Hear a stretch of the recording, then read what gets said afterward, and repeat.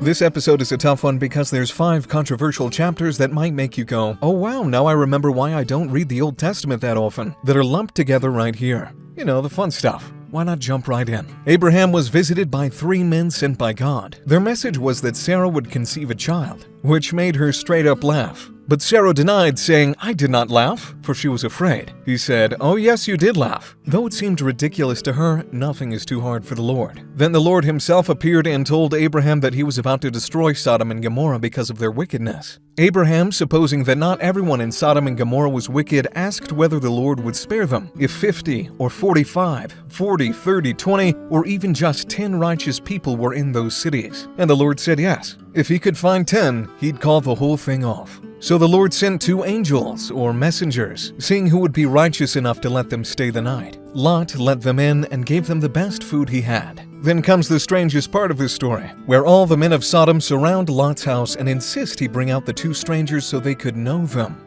If you know, you know.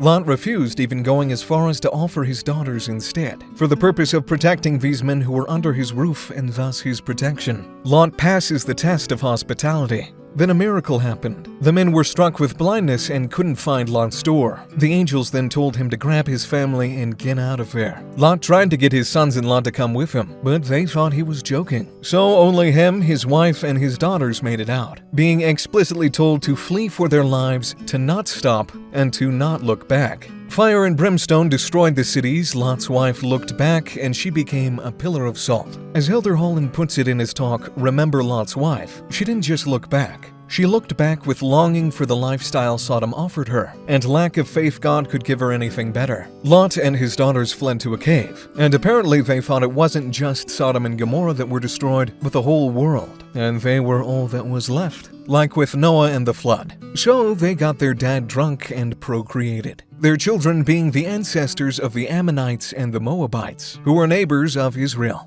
Cool.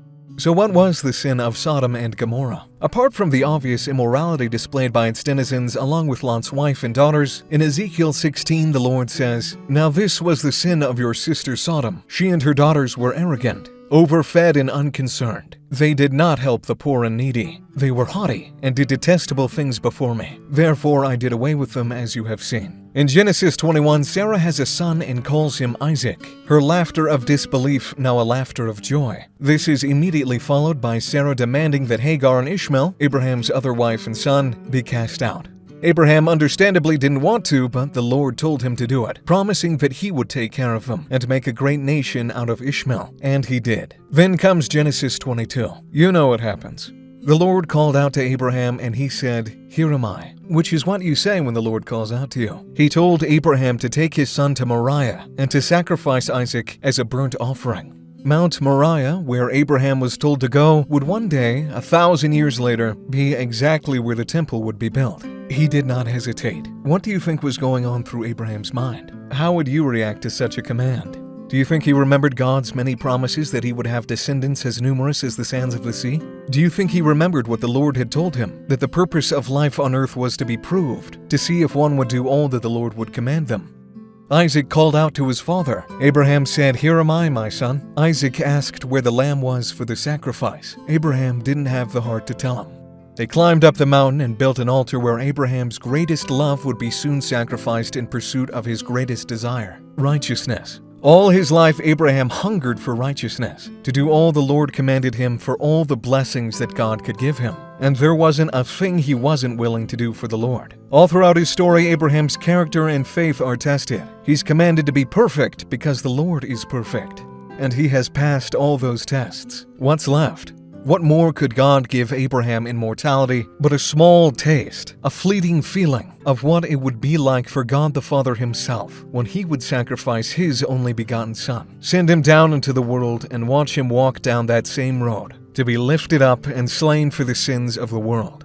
But Abraham, unlike the father, did not have to watch his son die that day, because the angel of the Lord called out to him. Abraham said for a 3rd time, Here am I. And a ram was provided to sacrifice instead, just as God would provide a scapegoat for all the world's sin. And Abraham was proved, once and for all, that there wasn't anything he would not do if the Lord commanded him to do it. And he was blessed, and all of God's promises to him were fulfilled.